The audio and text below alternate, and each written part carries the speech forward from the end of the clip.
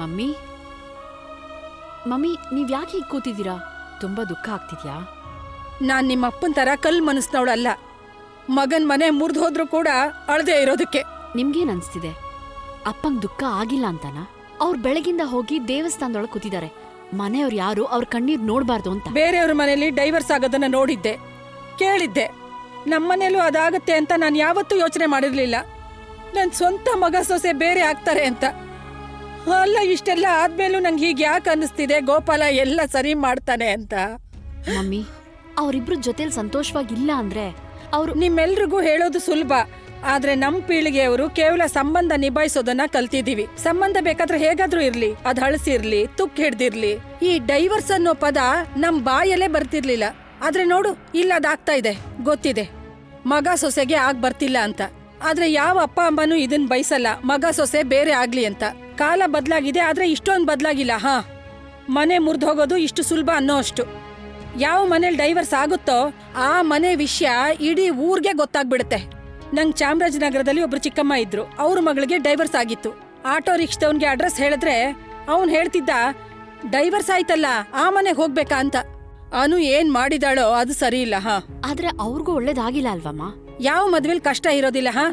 ಆದ್ರೆ ಜನ ಸಂಬಂಧ ನಿಭಾಯಿಸ್ತಾರೆ. ನನ್ ಜೀವನದಲ್ಲೇ ಹೀಗಾಗಿದ್ದಿದ್ರೆ, ಒಂದ್ ವೇಳೆ ಸಂಜಯ್ ನಂಗೆ ಹೀಗ್ ದ್ರೋಹ ಮಾಡಿದ್ರೆ ಆಗ್ಲೂ ನೀವ್ ಹೀಗೆ ಹೇಳ್ತಿದ್ರಾ?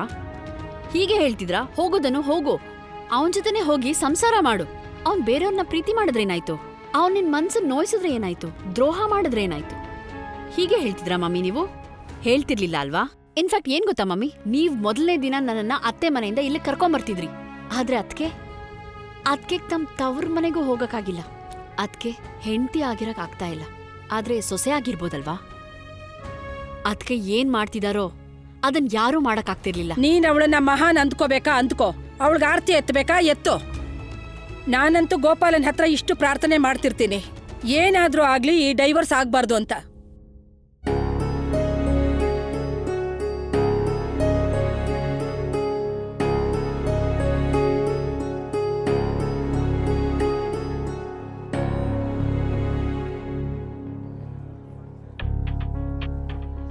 ಹರೇ ಕೃಷ್ಣ.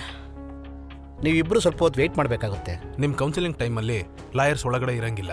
ಅದಕ್ಕಾಗಿ ನೀವಿಬ್ರು ಮಾತ್ರ ಒಳಗಡೆ ಹೋಗ್ಬೇಕಾಗುತ್ತೆ. ನೀವು ಕೂತ್ಕೊಳ್ಳಿ, ನಿಮ್ಮ ಸರದಿ ಬಂದಾಗ will let you know. Thank you.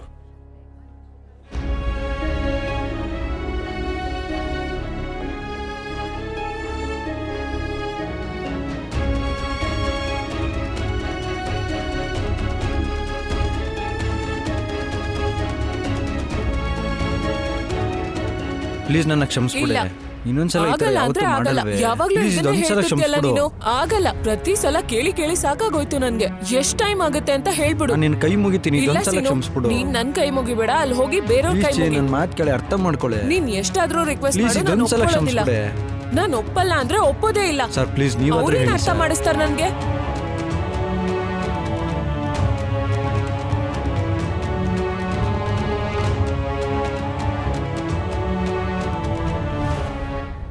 ಭಯ ಆಗ್ತಿದ್ಯಾ?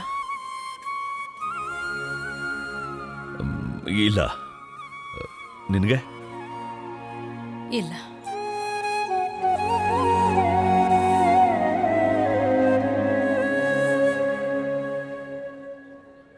ನನಗಾಗ್ತಿದೆ ಸ್ವಲ್ಪ ಭಯ. ನನಗೂ ಕೂಡ. ನಮ್ ತುಷಾರ್ ಹುಟ್ಟುವಾಗ ನೀನು ಹಾಸ್ಪಿಟ್ಲಲ್ಲಿ ಓಟಿಲಿದ್ದೆ. ನಾನು ಮತ್ತೆ ಹೊರಗಡೆ ಕೂತ್ಕೊಂಡು ವೆಯ್ಟ್ ಮಾಡುವಾಗ ಫೀಲಿಂಗ್ ಇತ್ತಲ್ಲ, ಈಗಲೂ ಹಾಗೆ.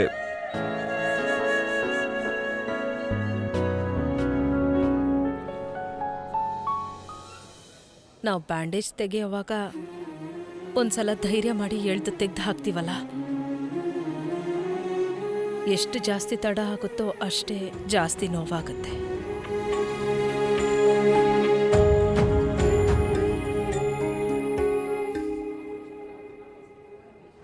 ಬನ್ನಿ ಪ್ಲೀಸ್. ಸರಿ.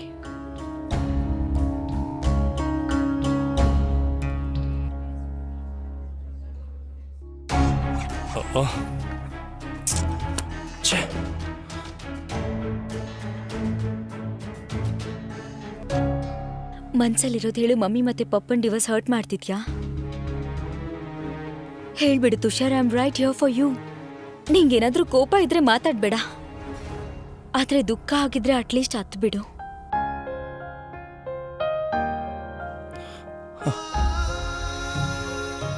ಖುಷಿ, ಮಮ್ಮಿ ಪಾಪ ಬೇರೆ ಆಗ್ತಿದ್ದಾರೆ. ನಿನಗೆ ಗೊತ್ತಾ, ಚಿಕ್ಕ ವಯಸ್ಸಲ್ಲಿ ನಾವು ಫ್ಯಾಮಿಲಿ ಫೋಟೋ ತೆಗೆಸ್ಕೊಳ್ಳುವಾಗ ಅಜ್ಜಿ ಬಂದು ಮಮ್ಮಿ ಮತ್ತೆ ಪಪ್ಪನ ಮಧ್ಯೆ ನಿಂತ್ಬಿಟ್ರು. ಆಗ ನಾನು ಜೋರಾಗಿ ಹತ್ಕೊಂಡು ಹಠ ಮಾಡಿ ಮನೆ ತುಂಬ ಒದ್ದಾಡಿದ್ದೆ, ನಮ್ಮ ಮಮ್ಮಿ ಪಪ್ಪನ ಒಟ್ಟಿಗೆ ನಿಂತ್ಕೊಳಕ್ ಬಿಡಿ ಅಂತ.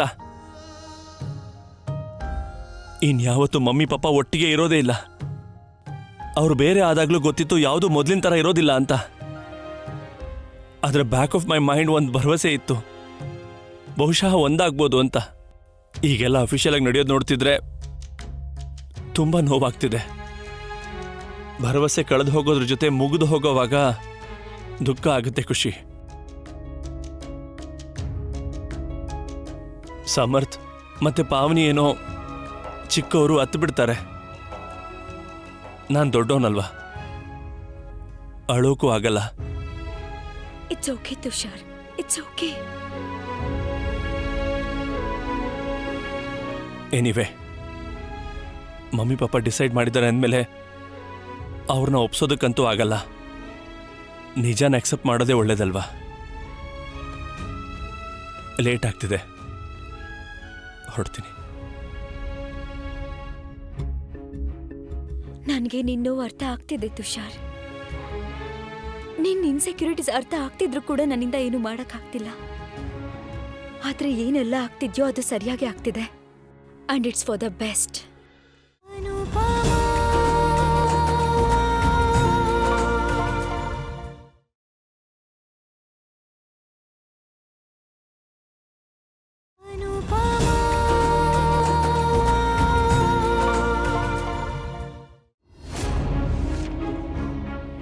ಮದ್ವೆ ಆಗಿ 25 ವರ್ಷ ಆದ್ಮೇಲೆ ನಿಮ್ಗೆ ಡಿವೋರ್ಸ್ ಬೇಕಾ?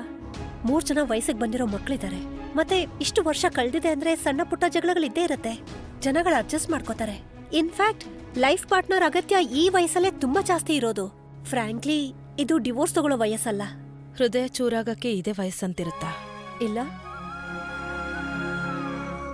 ಹಾಗಾದ್ರೆ ಬೇರೆ ಆಗಕ್ಕೆ ಹೇಗಿರಕ್ ಸಾಧ್ಯ? ನೋಡಿ, ಯಾರಲ್ಲಿ ಲೋಪ ಇರಲ್ಲ ಹೇಳಿ, ಆದ್ರೆ ಒಬ್ರಿಗೊಬ್ರು ಅಡ್ಜಸ್ಟ್ ಮಾಡ್ಕೊಳ್ಳೋದು ನಾವ್ ಕಲ್ತ್ಕೋಬೇಕಾಗತ್ತೆ. ಬೇರೆಯವ್ರ ಜೊತೆ ಅಡ್ಜಸ್ಟ್ ಆಗಕ್ ಬರುತ್ತೆ, ದ್ರೋಹದ ಜೊತೆ ಅಡ್ಜಸ್ಟ್ ಆಗೋದು. ಯಾವುದೇ ಜಗಳ ಆಗ್ಲಿ, ಯಾವುದೇ ಇಶ್ಯೂ ಆಗ್ಲಿ, ಸೊಲ್ಯೂಷನ್ ಇಲ್ದೇ ಇರೋಂಥದ್ದು ಯಾವ್ದು ಇರೋದೇ ಇಲ್ಲ. ನಿಮ್ಮಲ್ಲಿ ಏನ್ ಪ್ರಾಬ್ಲಮ್ ಇದೆ ಅದನ್ನು ಓಪನ್ ಆಗಿ ಹೇಳಿ. ನಾನಿಲ್ಲಿ ಕೂತಿರೋದೇ ಅದಕ್ಕೆ. ಗಂಡ ಹೆಂಡತಿ ಮಧ್ಯದಲ್ಲಿ ಏನೇ ಸಮಸ್ಯೆ ಇದ್ರೂ ಅದನ್ನ ಸಾಲ್ವ್ ಮಾಡಕ್ಕೆ. ಮಿಸ್ಟರ್ ವನರಾಜ್, ಹೇಳಿ. ಮೊದಲು ನೀವು ಡಿವೋರ್ಸ್ಗೆ ರೀಸನ್ ನಿಮ್ಮ ಹೆಂಡತಿ ಮೆಂಟಲಿ ಅನ್ಸ್ಟೇಬಲ್ ಅಂತ ಹೇಳಿದ್ರಿ. ಲಾಸ್ಟ್ ಮಿನಿಟ್ ಅಲ್ಲಿ ಚೇಂಜ್ ಯಾಕೆ ಮಾಡಿದ್ರಿ? ಅದನ್ನ ನಾನು ಕೋಪದಲ್ಲಿ ಬರ್ಸಿದ್ದೆ, ಆದ್ರೆ ಆಮೇಲೆ ಅನ್ನಿಸ್ತು ಅದು ಸರಿಯಲ್ಲ ಅಂತ. ಇದನ್ನೇ ನಾನು ನಿಮಗೆ ಅರ್ಥ ಮಾಡ್ಸೋದಕ್ಕೆ ಪ್ರಯತ್ನ ಮಾಡ್ತಾ ಇರೋದು. ಎಷ್ಟೋ ಸಲ ನಾವು ಕೋಪದಲ್ಲಿ ತೀರ್ಮಾನ ತಗೊಂಡ್ಬಿಡ್ತೀವಿ, ಆದ್ರೆ ಆಮೇಲೆ ನಮಗೆ ಗೊತ್ತಾಗತ್ತೆ ಆ ತೀರ್ಮಾನ ಎಷ್ಟು ತಪ್ಪು ಅನ್ನೋದು. ಅದಕ್ಕೆ ಡಿವೋರ್ಸ್ಗೂ ಕೂಡ ಕೋರ್ಟು ಮಿನಿಮಮ್ 6 ತಿಂಗಳು ಟೈಮ್ ಕೊಡೋದು. ನಾವು ಆ ಸಮಯದಲ್ಲಿ ನಾವು ಕಪಲ್ಸ್ಗೆ ಕೌನ್ಸಿಲಿಂಗ್ ಮಾಡ್ತೀವಿ. ಮತ್ತೆ ಸಮಯದ ಜೊತೆ ತುಂಬಾ ಬದಲಾಗತ್ತೆ, ಸಂದರ್ಭ ಬದಲಾಗತ್ತೆ, ಮನುಷ್ಯರು ಬದಲಾಗ್ತಾರೆ, ನಿರ್ಧಾರ ಕೂಡ. ಮಿಸಸ್ ವನರಾಜ್, ಇವ್ರು ನಿಮ್ಮೇಲೆ ಒಂದು ಆರೋಪ ಹಾಕಿದ್ರು, ವಾಪಸ್ಸು ತಗೊಂಡ್ರು, ಮತ್ ನೀವೇನೂ ಹಾಕಿಲ್ಲ. ಇಟ್ ಮೀನ್ಸ್ ಎಲ್ಲೋ ಒಂದು ಕಡೆ ನಿಮ್ಮಿಬ್ಬರಿಗೂ ಒಬ್ರು ಮೇಲೆ ಒಬ್ರಿಗೆ ಕಾಳಜಿ ಇದೆ. ನಿಮ್ಮ ಈ ಸಂಬಂಧಕ್ಕೆ ಒಂದು ಅವಕಾಶ ಕೊಡದಿರೋಂತ ಕಾರಣ ಏನಿದೆ ಅಂತ ಹೇಳಿ. ಅದು ತಪ್ಪು ನಂದೇನೆ. ಮತ್ತೆ ಅಂತ ತಪ್ಪನ್ನ ಕ್ಷಮಿಸೋದಕ್ಕೂ ಆಗೋದಿಲ್ಲ. ನನಗೆ ನನ್ನ ತಪ್ಪಿನ ಅರಿವು ಆಯ್ತು. ಆಮೇಲೆ ನಾನು ಅನುಪಮ ಹತ್ರ ಕ್ಷಮೆನೂ ಕೇಳಿದೆ, ಆದ್ರೆ ಅನುಪಮ ಕ್ಷಮಿಸೋದಕ್ಕೆ ರೆಡಿ ಇಲ್ಲ.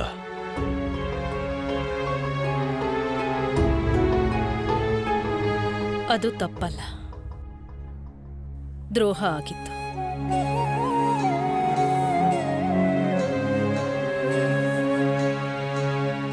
ಮೇಡಮ್, ನಾನು ಹೇಳಬಾರ್ದು ಅಂತಿದ್ದೆ, ಆದ್ರೆ ಈಗ ಹೇಳ್ಬೇಕಾಗಿ ಬಂದಿದೆ.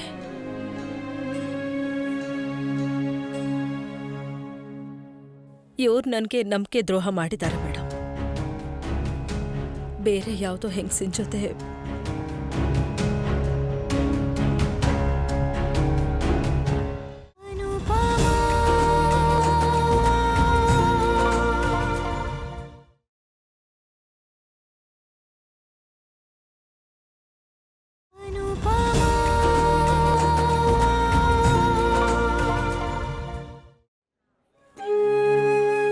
ನಮ್ಮಲ್ಲಿ ಹೆಂಡತಿ ಯಾವಾಗ್ಲೂ ಗಂಡನ್ ತಪ್ಪನ್ನ ಕ್ಷಮಿಸ್ತಾಳೆ.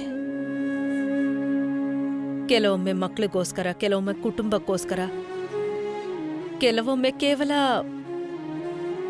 ಹೆಂಡತಿ ಏನ್ ಮಾಡಕ್ ಸಾಧ್ಯ ಅನ್ನೋದಿಕ್ಕೆ. ಅದು ಉದಾರ ಮನ್ಸಿಂದ ಕ್ಷಮಿಸ್ಲಿ ಇಲ್ಲ ಅಬಲೆಯಾಗಿ ಕ್ಷಮಿಸ್ಲಿ, ಏನೇ ಆದ್ರೂ ಕ್ಷಮಿಸ್ಲೇಬೇಕಲ್ವಾ. ನನಗೆ ಉದಾರ ಮನ್ಸು ಇಲ್ಲ, ಅಬಲೇನೂ ಅಲ್ಲ. ನಾನು ಕೇವಲ ಒಬ್ಬ ಸೀದಾ ಸಾದಾ ಮನುಷ್ಯಳು. ನಾನು ಹಾಗೆ ಬದುಕಕ್ಕೆ ಇಷ್ಟಪಡ್ತೀನಿ.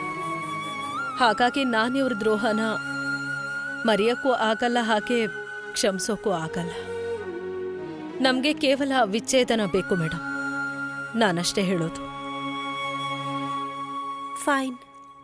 ನಿಮ್ಮ ತೀರ್ಮಾನ ಇದೆ ಅನ್ನೋದಾದ್ರೆ ಡಿವೋರ್ಸ್ ಪ್ರೊಸೀಡಿಂಗ್ನ ನಾನು ಮುಂದುವರಿಸ್ತೇನೆ. ನೀವಿಬ್ರು ಈ ಪೇಪರ್ಸ್ ಮೇಲೆ ಸೈನ್ ಮಾಡಿ. ನೀವಿಲ್ಲಿ ಮತ್ತೆ ನೀವಿಲ್ಲಿ. ಸರಿ.